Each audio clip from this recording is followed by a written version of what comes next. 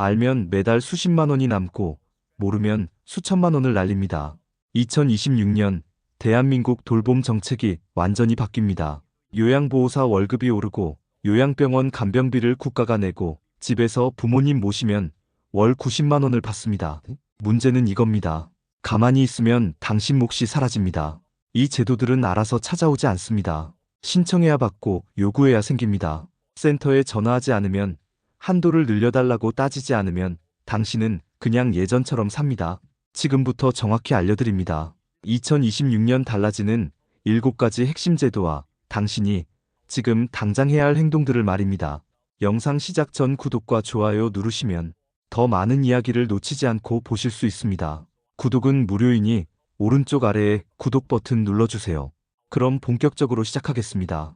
첫 번째, 요양보호사의 월급이 달라집니다. 한국의 요양 현장이 무너지고 있었습니다. 숙련된 한국인 요양보호사들이 하나둘 현장을 떠났습니다. 그 빈자리를 외국인 인력이 채웠습니다.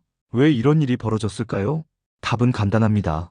돈이 안 됐기 때문입니다. 아무리 숭고한 일이라 해도 생계가 안 되면 아무도 하지 않습니다. 밤낮으로 어르신의 대소변을 받아내고 식사를 도와드리고 몸을 씻겨드리는데 월급이 최저임금 수준이면 누가 합니까? 편의점 알바가 더 낫다는 말이 나올 수밖에 없었습니다. 정부가 드디어 문제의 본질을 인정했습니다. 돌봄은 값을 매길 수 없는 일이지만 제대로 된 값을 쳐야 사람이 남는다. 2026년부터 요양보호사 처우 개선이 본격화됩니다. 먼저 최저임금이 1만 30원으로 오릅니다. 시급 기준으로 280원 인상입니다.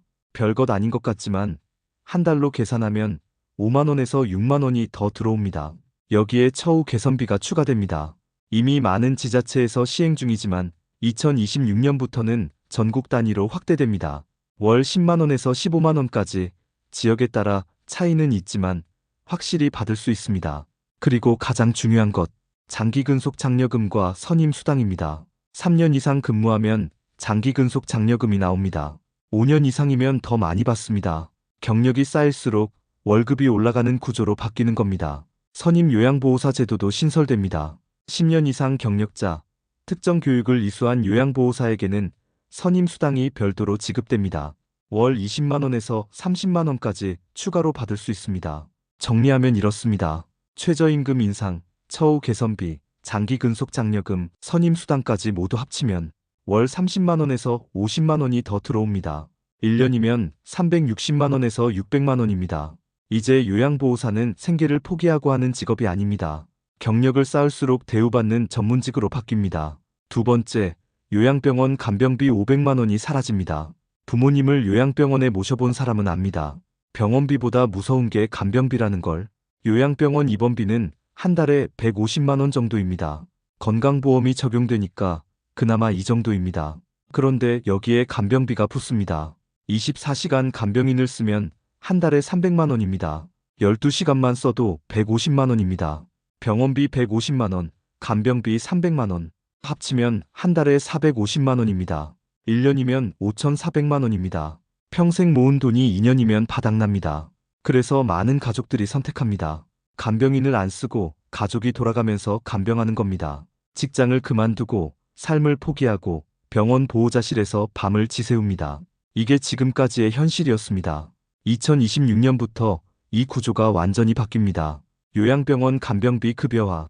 쉽게 말하면 이제 간병비를 국가가 냅니다. 정확히는 건강보험에서 간병 서비스 비용을 지원하는 겁니다. 요양병원 간호-간병 통합 서비스가 확대됩니다. 이게 뭐냐면 병원이 직접 간병 인력을 고용해서 환자를 돌보는 시스템입니다. 환자 4명당 간병 인력 1명을 배치합니다. 8시간씩 3교대로 운영됩니다. 여기서 중요한 건 비용입니다. 기존에는 이 비용을 환자 가족이 전액 부담했습니다. 그런데 2026년부터는 건강보험이 80%를 부담합니다. 환자 본인 부담은 20%로 줄어듭니다. 계산해 보겠습니다. 간병비가 한 달에 300만 원이었다면 이제는 60만 원만 내면 됩니다. 1년이면 720만 원이었는데 이제는 720만 원이 아니라 720만 원에서 576만 원을 뺀 144만 원만 내면 됩니다. 576만 원을 아끼는 겁니다. 더 중요한 건 돌봄의 질입니다.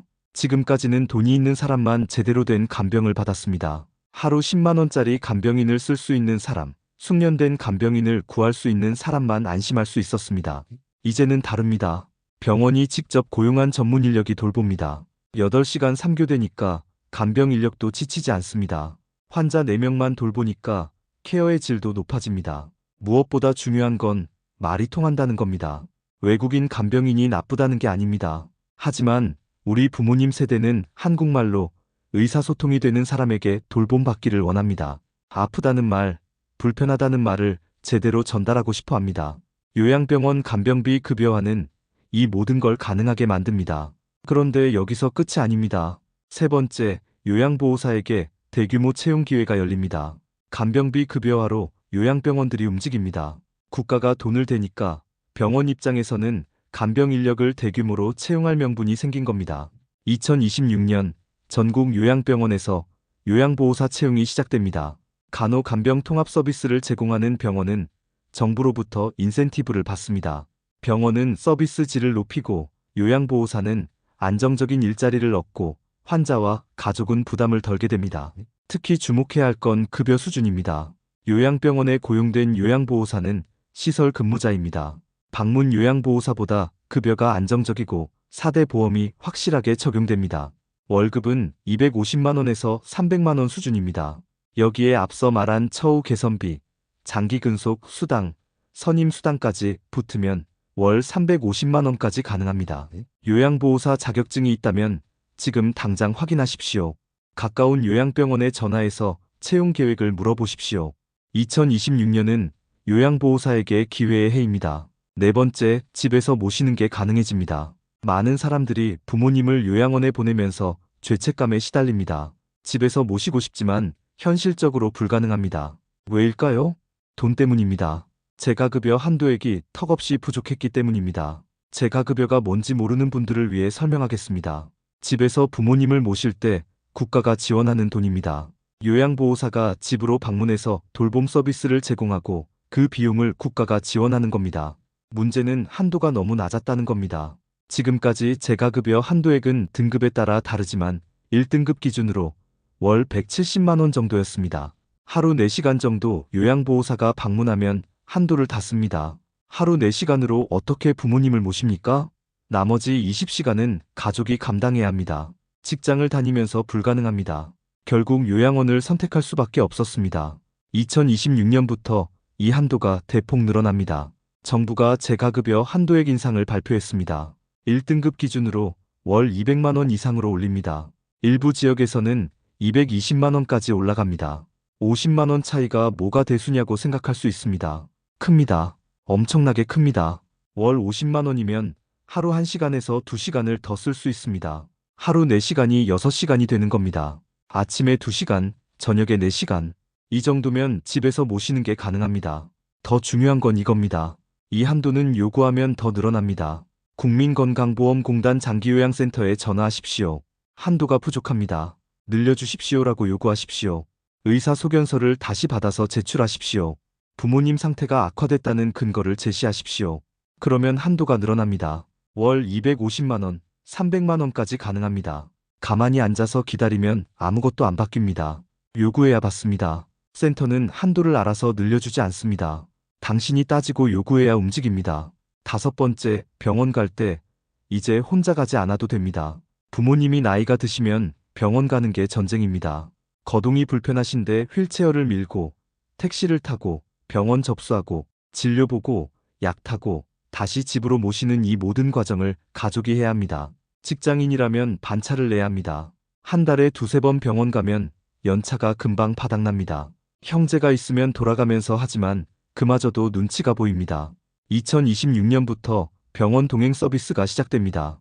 요양보호사가 부모님을 병원까지 모시고 갑니다. 접수하고 진료실까지 모시고 약 타는 것까지 함께 합니다. 이 서비스 비용이 장기요양보험에서 지원됩니다. 지금까지는 이런 서비스가 있어도 본인 부담이었습니다. 한 번에 5만 원, 10만 원씩 들었습니다. 한 달에 3번 가면 30만 원입니다. 부담스러워서 가족이 직접 했습니다. 이제는 다릅니다. 보험에서 80%를 지원합니다. 본인 부담은 1만 원에서 2만 원 수준입니다. 한 달에 3번 가도 6만 원입니다. 더 중요한 건 마음의 짐이 덜어진다는 겁니다. 가족이 직접 모시면 시간도 시간이지만 감정적으로 힘듭니다. 부모님은 미안해하시고 자식은 짜증이 나고 서로 상처받습니다. 전문 요양보호사가 모시면 다릅니다. 부모님도 편하게 대하고 요양보호사도 일의 일환으로 정중하게 모십니다. 가족관계가 상하지 않습니다. 이 서비스를 받으려면 장기요양센터에 신청하면 됩니다. 병원 동행 서비스 쓰고 싶다고 말하면 됩니다. 담당 요양보호사가 배정되고 일정을 조율하면 끝입니다. 6번째, 가족이 돌보면 국가가 월급을 줍니다. 이게 가장 충격적인 제도입니다. 가족요양보호사 제도입니다. 내가 우리 부모님을 직접 돌보고 국가가 나에게 월급을 주는 겁니다. 월 90만 원입니다. 그게 말이 됩니까? 내 부모 모시는데 돈을 준다고요? 됩니다. 이미 시행 중입니다. 2026년부터 대폭 확대됩니다. 가족요양보호사 제도는 이렇습니다. 요양보호사 자격증을 따고 우리 부모님의 장기요양 인정을 받고 가족요양보호사로 등록하면 됩니다. 그러면 매달 급여가 나옵니다. 월 60시간 기준으로 월 90만 원 정도입니다. 하루 2시간씩 돌보면 됩니다. 아침에 식사 준비하고 옷 입히고 씻기고 저녁에 식사 도와드리고 간단한 집안일 하면 2시간입니다. 이미 하고 있던 일입니다.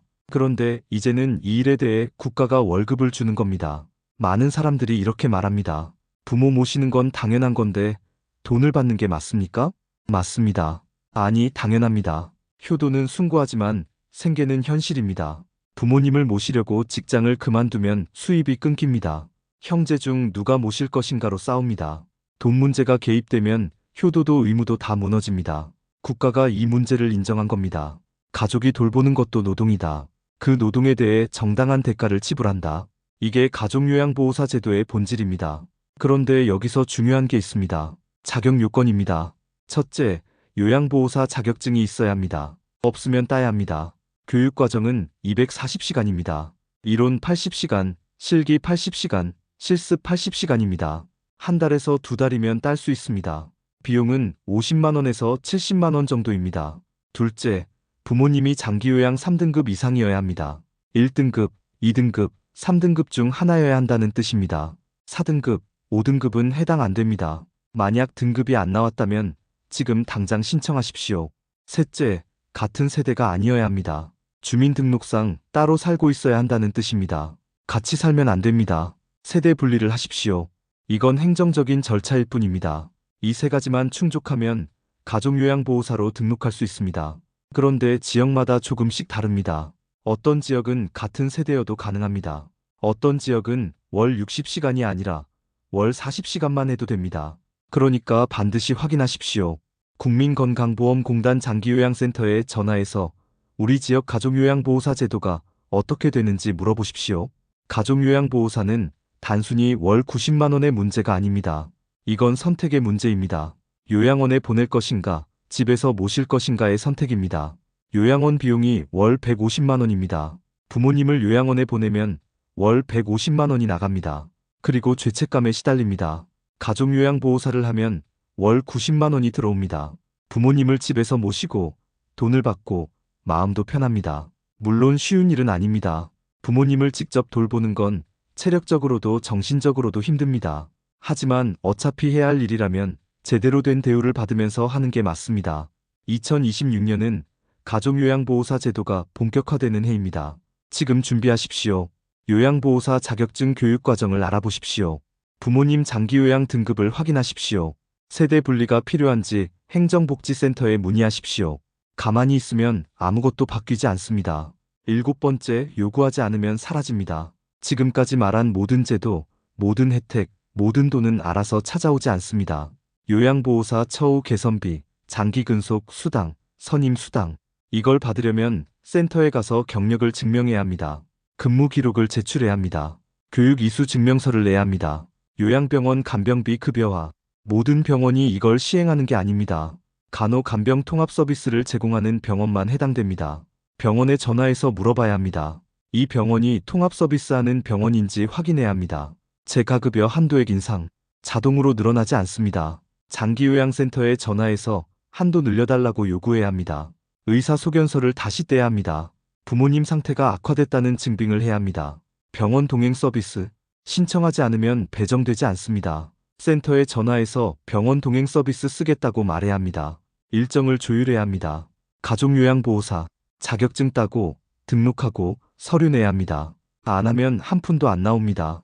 이게 현실입니다. 정부가 예산을 수조 원 풀었다고 해서 자동으로 당신 통장에 돈이 들어오지 않습니다. 제도가 바뀌었다고 해서 알아서 혜택이 적용되지 않습니다. 당신이 움직여야 합니다. 전화하고, 신청하고, 서류 내고, 요구하고, 따져야 합니다. 이건 제가 받을 수 있는 거 아닙니까? 한도를 왜 이렇게밖에 안 줍니까? 저는 경력이 10년인데 선임 수당은 왜 안 나옵니까? 이렇게 물어야 합니다. 가만히 있으면 담당자도 가만히 있습니다. 복지 담당 공무원들은 친절하지만 알아서 챙겨주지 않습니다.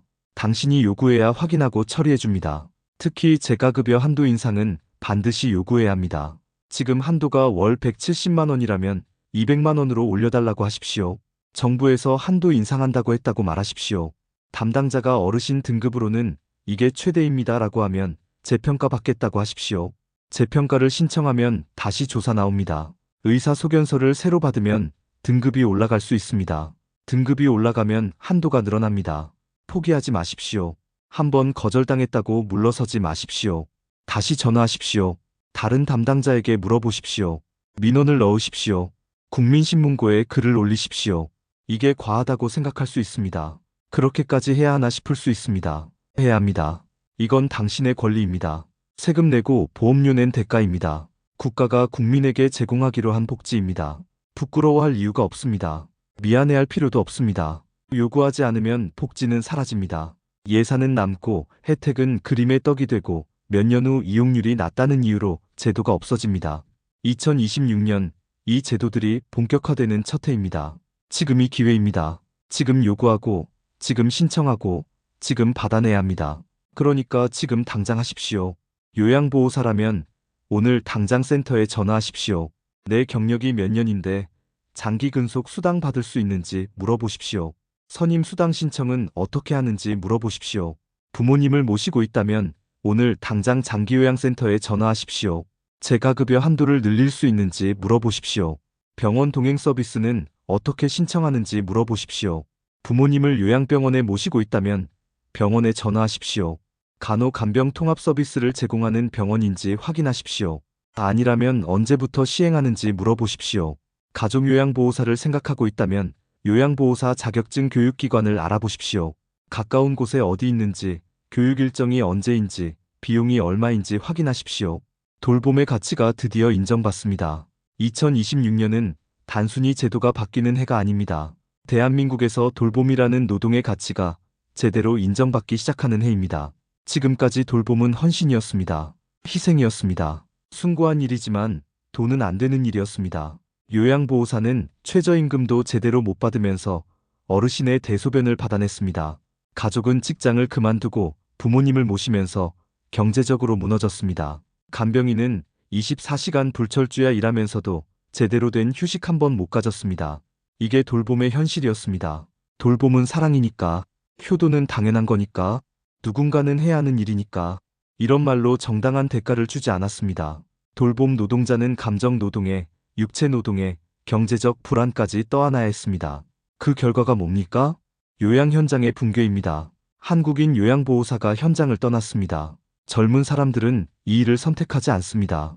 가족들은 부모님을 모시다가 삶이 무너집니다. 정부가 드디어 깨달았습니다. 돌봄은 헌신이 아니라 노동이라는 것을, 제대로 된 값을 쳐야 사람이 남는다는 것을, 복지는 시혜가 아니라 권리라는 것을. 2026년 정책 변화의 본질은 여기에 있습니다. 요양보호사 급여 인상은 단순히 돈을 더 주는 게 아닙니다. 당신의 노동은 가치 있다는 사회적 인정입니다. 간병비 급여화는 단순히 부담을 덜어주는 게 아닙니다. 돌봄은 국가가 책임져야 할 일이라는 선언입니다. 가족요양보호사 제도는 단순히 가족에게 돈을 주는 게 아닙니다. 가족의 돌봄도 정당한 노동이라는 인정입니다. 이제 돌봄은 더 이상 헌신의 이름으로 착취당하지 않습니다. 요양보호사는 경력이 쌓일수록 월급이 오릅니다. 10년, 20년이라면 대접받습니다. 전문직으로 인정받습니다. 가족은 부모님을 모시면서 생계를 유지할 수 있습니다. 직장을 그만두지 않아도 됩니다. 효도와 경제가 양립합니다. 환자와 보호자는 제대로 된 돌봄을 받습니다. 돈이 있는 사람만이 아니라 모든 사람이 품위 있는 돌봄을 받을 권리가 생깁니다. 이게 복지국가입니다. 세금을 내고 보험료를 내고 그 돈으로 국민이 존엄하게 늙어갈 수 있게 만드는 것. 아플 때 돈 걱정 없이 돌봄받고 돌보는 사람도 정당한 대가를 받는 것. 2026년은 그 시작입니다. 물론 완벽하지 않습니다. 아직 부족한 부분이 많습니다. 지역마다 차이가 있습니다. 제도가 현장에 제대로 안착하려면 시간이 걸립니다. 그래도 방향은 맞습니다. 돌봄에 제대로 된 값을 매기는 것, 돌봄 노동자를 대접하는 것, 모든 국민이 품위 있게 늙어갈 권리를 보장하는 것. 이 방향이 흔들리지 않으려면 우리가 계속 요구해야 합니다. 이 정도로는 부족합니다. 한도를 더 늘려주십시오. 급여를 더 올려주십시오. 제도를 제대로 시행하십시오. 복지는 가만히 있으면 사라집니다. 목소리를 내야 유지됩니다. 요구해야 확대됩니다. 당신이 목소리를 내지 않으면 5년 후 이 제도들은 유명무실해질 수 있습니다. 예산이 부족하다는 이유로, 이용률이 낮다는 이유로 축소될 수 있습니다. 그러니까 지금 목소리를 내십시오. 센터에 전화하고, 병원에 요구하고, 민원을 넣고, 주변 사람들에게 알리십시오. 이 영상을 공유하십시오. 부모님이 있는 사람, 요양보호사로 일하는 사람, 돌봄에 관심 있는 모든 사람에게 알려주십시오. 정보는 힘입니다. 아는 것이 권리입니다. 지금 당장 해야 할 일들을 정리하겠습니다. 말만 들어서는 소용없습니다. 행동해야 합니다. 구체적으로 무엇을, 어떻게, 누구에게 해야 하는지 알려드리겠습니다. 요양보호사라면 이렇게 하십시오. 첫째, 경력을 확인하십시오. 지금까지 어디서 얼마나 일했는지 기록을 정리하십시오. 근무 확인서, 4대 보험 가입 내역, 급여 명세서를 챙기십시오. 둘째, 장기근속장려금과 선임 수당 대상인지 확인하십시오. 국민건강보험공단 장기요양센터에 전화해서 물어보십시오. 전화번호는 1577-1000번입니다. 저는 경력이 몇 년인데 장려금 받을 수 있습니까?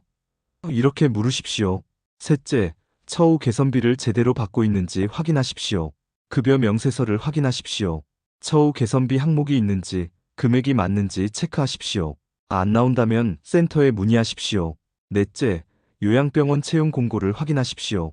가까운 요양병원에 전화해서 간호-간병 통합 서비스 시행하십니까? 요양보호사 채용 계획 있습니까? 물어보십시오. 급여 조건, 근무 시간, 복지를 확인하십시오. 부모님을 모시고 있다면 이렇게 하십시오. 첫째, 부모님의 장기요양 등급을 확인하십시오. 등급이 없다면 지금 당장 신청하십시오.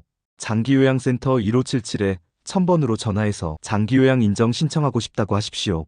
조사원이 집으로 나옵니다. 둘째, 재가급여 한도액을 확인하십시오. 지금 얼마나 쓸 수 있는지, 실제로 얼마나 쓰고 있는지 확인하십시오. 한도가 부족하다면 한도 늘려달라고 요구하십시오. 의사소견서를 다시 떼서 제출하십시오. 셋째, 병원 동행 서비스를 신청하십시오. 부모님이 정기적으로 병원 가신다면 이 서비스를 활용하십시오. 센터에 전화해서 신청하면 담당 요양보호사가 배정됩니다. 넷째, 가족요양보호사를 고려하십시오. 직접 모실 생각이 있다면 요양보호사 자격증을 알아보십시오. 가까운 교육기관을 검색하십시오. 요양보호사 교육기관 지역명으로 검색하면 나옵니다. 부모님이 요양병원에 계시다면 이렇게 하십시오. 첫째, 병원에 전화하십시오. 간호-간병 통합 서비스 제공하는 병원입니까? 물어보십시오. 제공한다면 언제부터 적용됩니까? 비용은 어떻게 됩니까? 확인하십시오. 둘째, 제공하지 않는 병원이라면 계획이 있습니까?